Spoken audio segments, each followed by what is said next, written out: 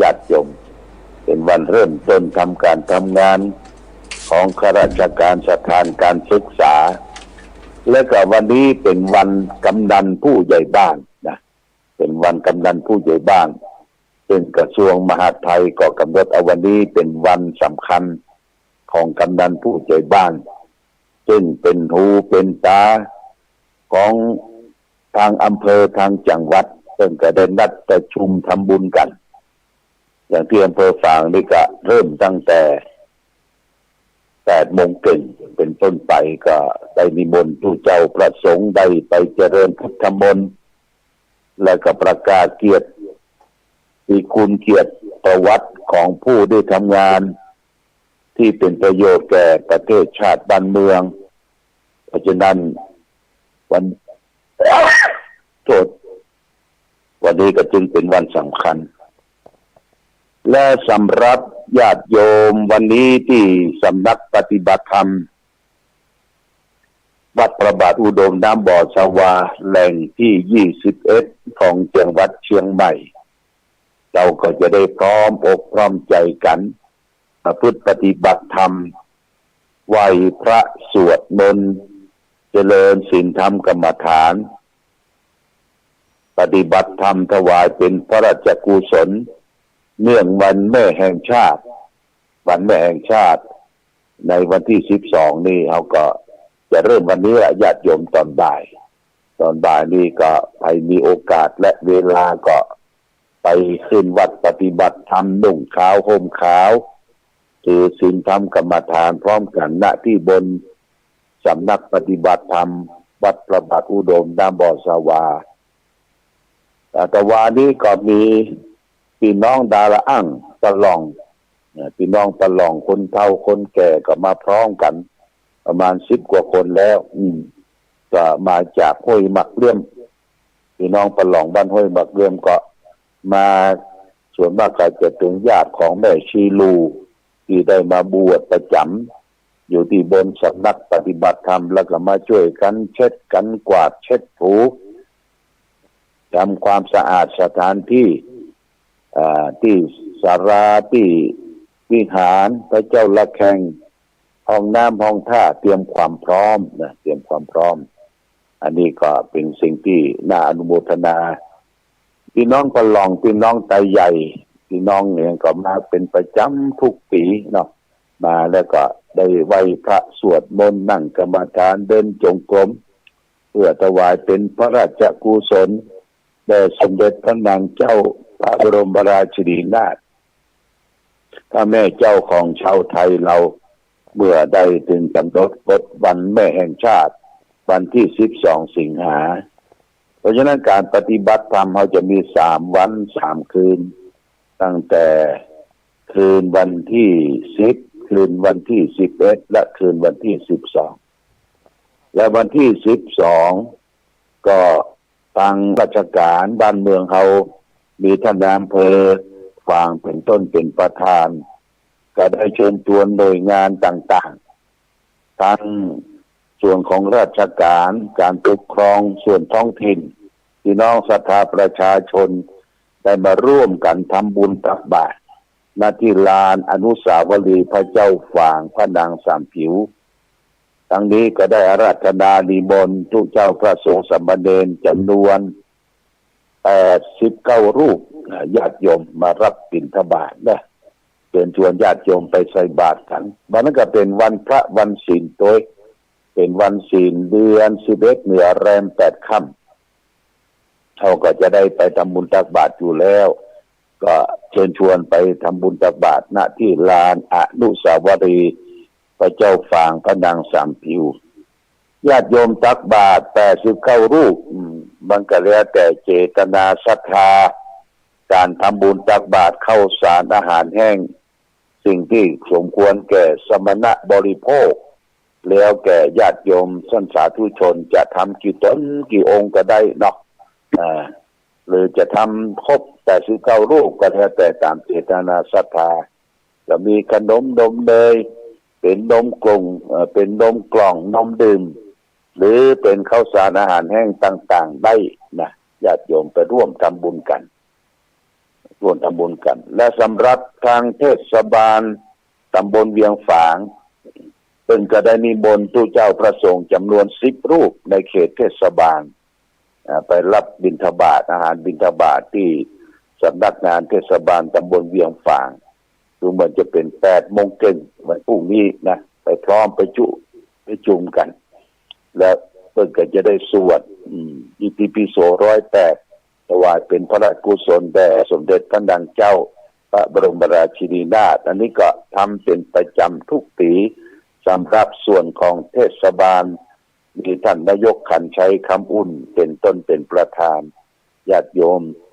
ชมรมผู้สูงอายุในเขตเทศบาลก็ไปร่วมกันนะที่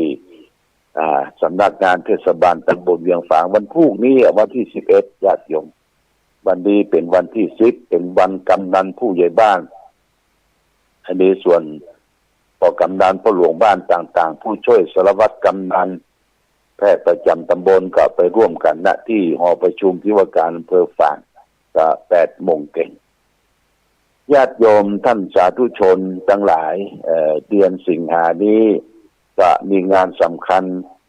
สำหรับประเทศชาติบ้านเมืองของเราก็คือวันแม่ถือว่าวันที่12 สิงหาเป็นวันพระราชสมภพของสมเด็จพระนางเจ้าพระบรมราชินีนาถพระแม่เจ้าของชาวไทยเฮาซึ่งเป็นพระบารมีของพระบาทสมเด็จพระเจ้าอยู่หัวภูมิพลอดุลยเดชรัชกาลที่9นะตอนนี้พระชนมายุของพระแม่เจ้าของเฮาก็ได้88 พรรษาแล้วก็จะขึ้น89 พรรษาในวันที่12นี้เพราะฉะนั้นญาติโยมเราอยู่ในพื้นแผ่นดินไทยอยู่ใต้พระบรมโพธิสมภารมีสถาบันกษัตริย์เป็นที่ยอมรับนับถือตั้งแต่บรรพกาลนมนานมาเอาโทษทูลไว้เหนือเก้าเหนือกระหม่อมญาติโยมชาติศาสนาพระมหากษัตริย์เนี่ยเป็นสถาบันอันสำคัญของบ้านเฮาเมืองเฮาก็ช่วยกันมีความสมานสามัคคีเมื่อมีวันดีวันสามัคคีเปิดขึ้นเฮาก็ร่วมด้วยช่วยกันอันนี้ก็ทางบ้านทางจองของท่านที่จะพึงปฏิบัติก็คือปักธงชาติแล้วก็ทรงสำหรับพระราชินีแล้วก็ตั้งซุ้มแต่งซุ้มประตูแต่งรูปพระบรมฉายาลักษณ์พระบรมสาธิสลักษณ์ของพระบรมราชินีนาถในสถานที่สำคัญเช่นวัดวาอารามสถานการศึกษาตลอดถึง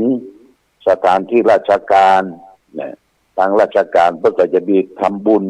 ถวายเป็นราชกุศลมีการทำบุญตักบาตรทั่วประเทศญาติโยมได้และตอนแรงตอนค่ำเพิ่งก็ไปรวมกันจุดใดจุดหนึ่งจุดเทียนชัยถวายพระพรในวาระโอกาสวันพระราชสมภพวันพระบรมราชินีนาถวันเฉลิมพระชนมพรรษาของสมเด็จพระนางเจ้าพระบรมราชินีนาถพระแม่เจ้าของชาวไทยเราในรัชกาลที่9ญาติโยมนะวันนี้จะเอาหลักธรรมหลักใหญ่มาฝากคือแก่ศรัทธาญาติโยมท่านสาธุชนทั้งหลายในฐานะที่เราและท่านทั้งหลายเป็นชาวพุทธเป็นเอาหลักธรรมคำสอนของพระพุทธเจ้ามาประพฤติปฏิบัติใช้ในชีวิตประจำวันพระพุทธเจ้าได้ตรัสพระธรรมเทศนาหลักใหญ่สำคัญหัวใจพระพุทธศาสนาในวันมาฆบูชาวันประชุมสงฆ์จำนวน 1,250 รูปหน้าที่เวลุวันสวนไม้ไผ่ของพระเจ้าพิมพิสารประสงค์ที่ไปประชุมญาตินั้นล้วนเป็นพระขีณาสพเป็นพระอรหันต์ที่พระพุทธเจ้าบวชให้โดยการบวชเป็นเอหิภิกขุอุปสัมปทา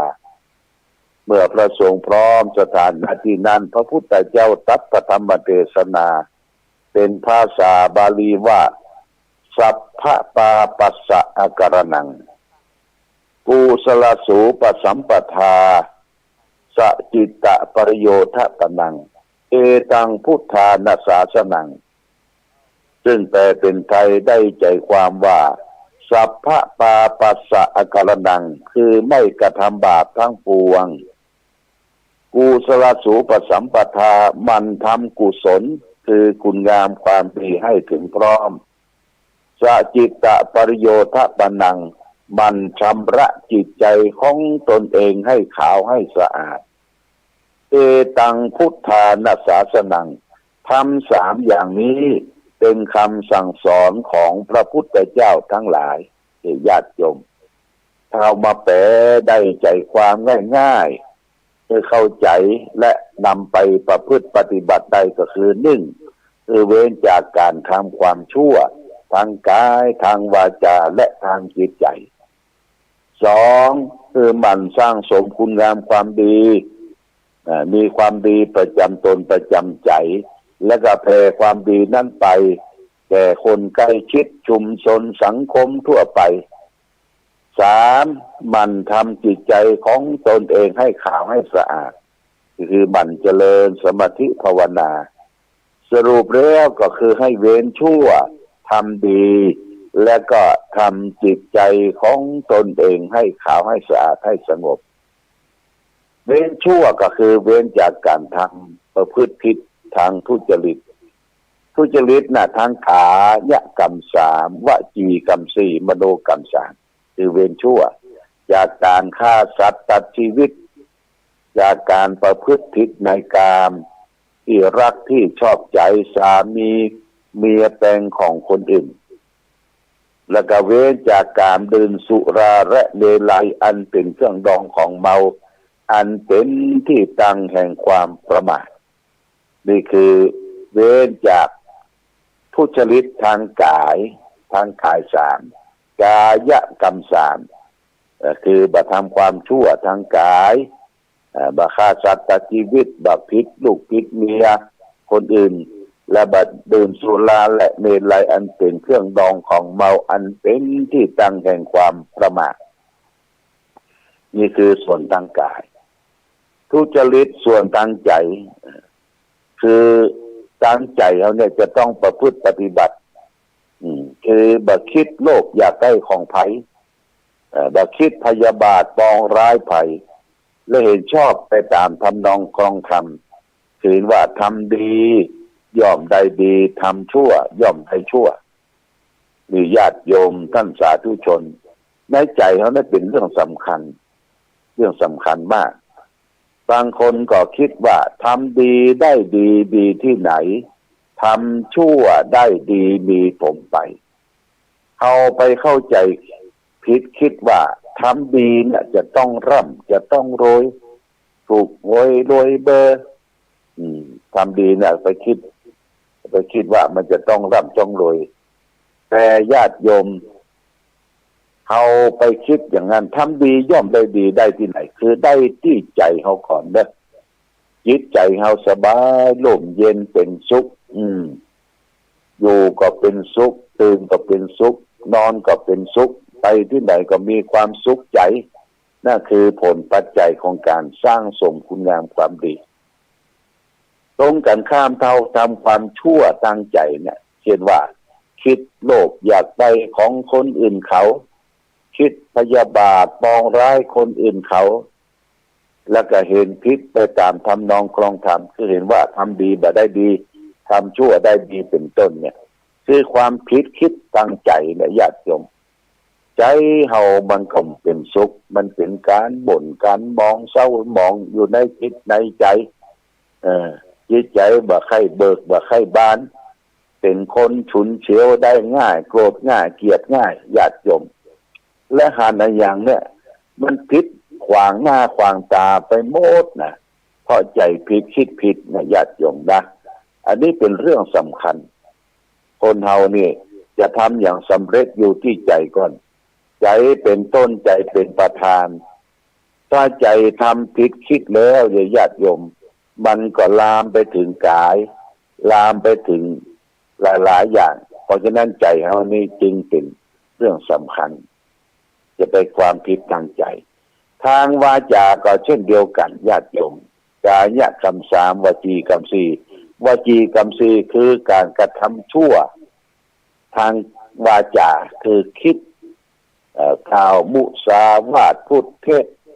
พูดส่อเสียดพูดคำหยาบพูดเพ้อเจ้อเหลวไหลไร้สาระนี่ทางวาจาเฮาก็กัสหับกัสหับฮับทางวาจาของเฮาเนี่ยก็คือพูดเท็จพูดส่อเสียดพูดคำหยาบพูดเพ้อเจ้อคนเฮามันจังติดนิสัยนะญาติโยมนะการการจาการที่จะไปติชินนินทามันคันปากอยู่ดิบญาติโยมแต่บางกองเข้าหมู่เข้าจุม2-3คนเล่าเปิ้นวัดนั่นเป็นจะอันวัดนี้เป็นจะอีตุเจ้าวัดเมืองเป็นอันตุเจ้าวัดกูเป็นอีตุเจ้าวัดเขานี่ถ้ามีตุเจ้านี่กูมไปแล้วไปแบ่งพรรคแบ่งพวกแบ่งตุเจ้าประสงค์นับถือญาติโยมนะที่ใจเฮาคิดผิดไปที่จริงความดีความชั่วมันอยู่ที่ตัวเฮาเนี่ยเอาไปแบ่งเอาเองบ่ได้แบ่งเอาเองวัดนั้นบ่ดีวัดนี้บ่ดีคนนั้นบ่ดีคนนี้บ่ดีเอาไปแบ่งที่ใจแต่เฮาก็บ่มองตัวเองตัวเก่านะตัวเองตัวเก่าเป็นจะได้ญาติโยมบางทีเฮาจี้เปิ้นนี้เดียวก็เข้าเฮาหลายนิ้วจิ้วมาถึงตัวเก่าตัวเองบ่ยอมรับตัวเก่าตดขึ้นมาแต่ตดของคนอื่นเหม็นตดตัวเก่านี่มันบ่เหม็นแล้วขนาดแต่อันนี้ต้องคิดนะญาติโยมต้องคิดคือจะไปพูดส่อเสียดจะไปพูดคำหยาบจะไปพูดเพ้อเจ้อมุสาวาทมีกายะคือมีวจีกรรมสุจริตเว้นจากการพูดเท็จพูดส่อเสียดพูดคำหยาบและสุดท้ายก็คือเรื่องใจบ่คิดโลภอยากได้ของไผบ่คิดพยาบาทปองร้ายไผเห็นชอบไปตามทำดองคลองธรรมคือเห็นว่าทำดีย่อมได้ดีทำชั่วย่อมได้ชั่วระหว่างความดีความชั่วมันอยู่ที่ตัวเฮาทำนะญาติโยมได้อยู่ที่ตัวเฮาทำเพราะฉะนั้นหลักธรรมโอวาทคำสอนของพระพุทธเจ้าเนี่ยยังเอามาใช้ในปัจจุบันได้ไม่อยู่เสมอคือเว้นชั่วทำดีทำจิตใจของตนเองให้สงบเราจะต้องเสาะสรรพบความจริงคือความสุขที่เราจะพึงได้รับก็คือเว้นจากการความชั่วทางกายทางวาจาทางใจแล้วก็ทำกุศลคือคุณงามความดีให้ถึงพร้อมคุณงามความดีเนี่ยมันเป็นตัวรับประกันชีวิตคุณภาพของเราว่าเรามีคุณงามความดีอย่างใดญาติโยมอย่างเปิ้นมีการมีงานบ้านเหนือบ้านใต้เอาก็ไปเกาะกลุ่มรวมราช่วยกันหรือบ้านเฮาเมืองเฮามีการช่วยกันพัฒนาอย่างวันสำคัญเนี่ยนะหมู่ที่มีจิตอาสาก็ไปพัฒนาสถานการศึกษาพ้อง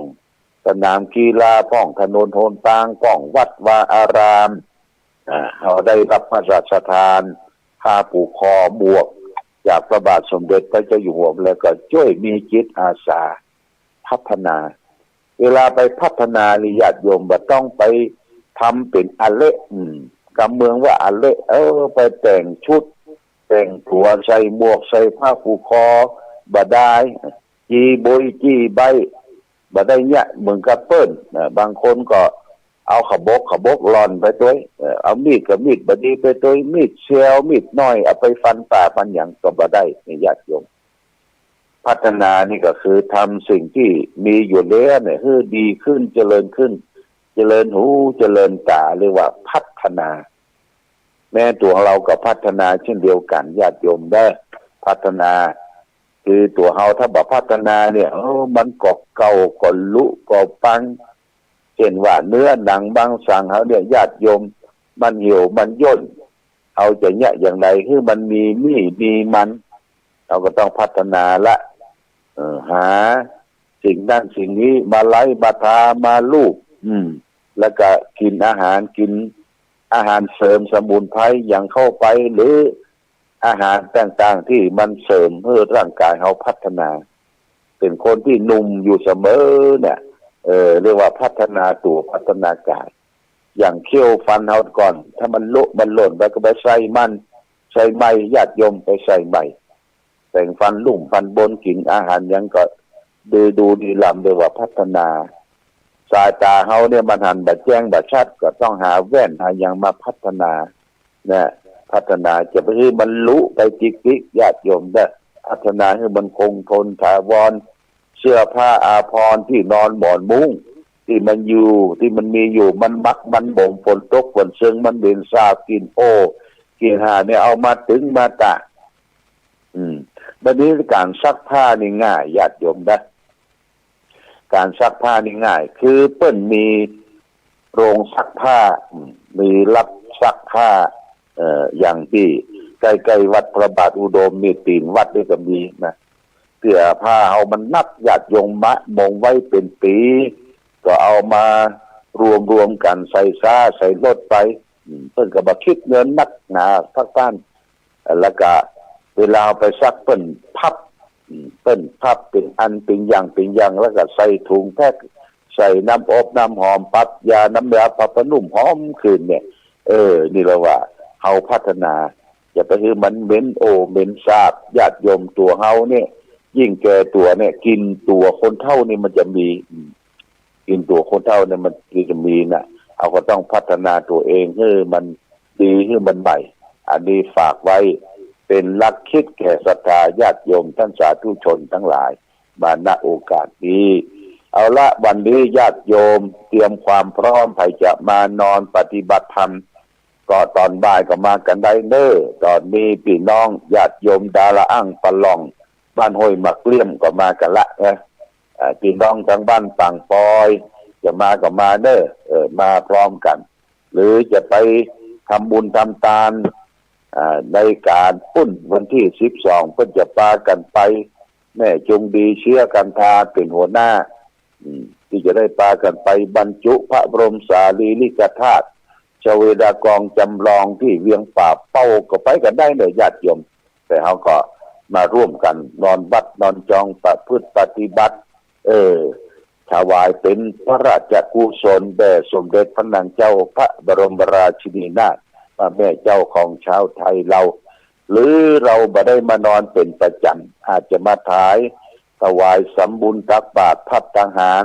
ถวายน้ำปานะนมกล่องนมเปรี้ยวยังก็ได้ญาติโยมนะนี่ก็ต้องขอบคุณอนุโมทนากับญาติโยมท่านสาธุชนทั้งหลายมาณโอกาสนี้เอาละวันนี้รายการธรรมะประทีปส่องตางหลวงพ่อก็นอนบนวัดพระเจ้าใหญ่วัดพระธาตุศรีมหาโพธิ์ก็เรียกอย่าลงไปละ8:00 ป่านี่ก็จะลงไปแล้วเพราะว่าทางกระทรวงวัฒนธรรมจังหวัดเชียงใหม่เจ้าหน้าที่เพิ่นก็จะมาตรวจลานธรรมลานวิถีไทยที่วัดเวลาประมาณสัก 9:00 นก็จะมาพร้อมกันเพราะฉะนั้นวันนี้ได้ออกรายการผ่านทางสื่อทางโทรศัพท์ไปยังห้องส่งของวัดพระบาทอุดมซุ้มเสียงเป็นจะได้ญาติโยมก็โทรมาหลังไมค์ก็ได้เด้อบอกว่าซุ้มเสียงชัดเจนอย่างใดเนี่ยโทรมา0819515864ได้ดี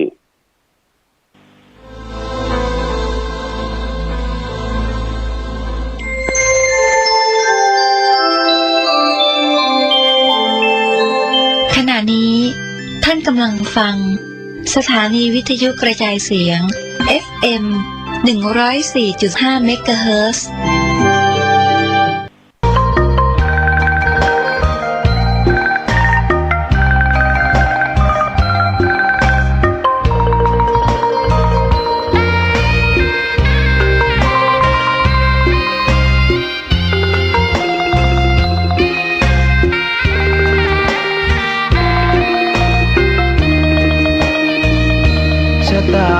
ฟ้าหรือบารมีชักนำถึงอยู่แสนไกลล้ำพระธรรมไม่มีมองไม่ฟ้าเพียงดินธงชาติและเพลงชาติไทยเป็นสัญลักษณ์ของความเป็นไทยเราจงร่วมใจยืนตรงเคารพธงชาติด้วยความภาคภูมิใจในเอกราชและความเสียสละของบรรพบุรุษไทยประเทศไทยรวมและเชื้อชาติไทยเป็น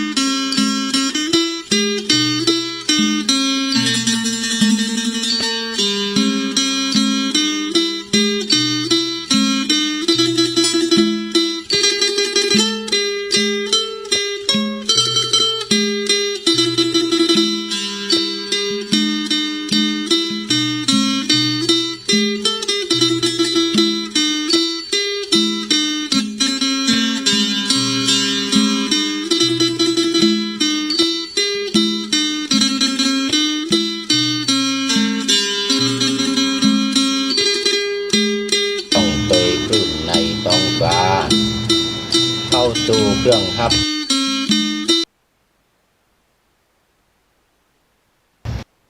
ปุบปับบัจจาคนตัวหน้าได้ฟังเป็นอริยธรรมสัจจังของพระพุทธังสัมพุทธเจ้าสัมขออภัยลืมปิดพัดลมก็ถูกทักท้วงมาหลายเตื้อละว่าโอ้พัดลมใช้เสียงดังไปนี่นะเสียงมันจะออกและวิทยุอินเทอร์เน็ตทางเฟซแล้วก็เว็บไซต์นะของวัดฝ่ายหินเว็บไซต์ของสถานีวิทยุในกำกับของมหาเถรสมาคม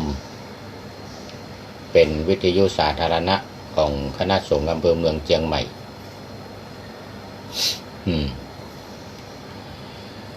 ออกอากาศมาหลายปีตั้งแต่ปีพุทธศักราช 2500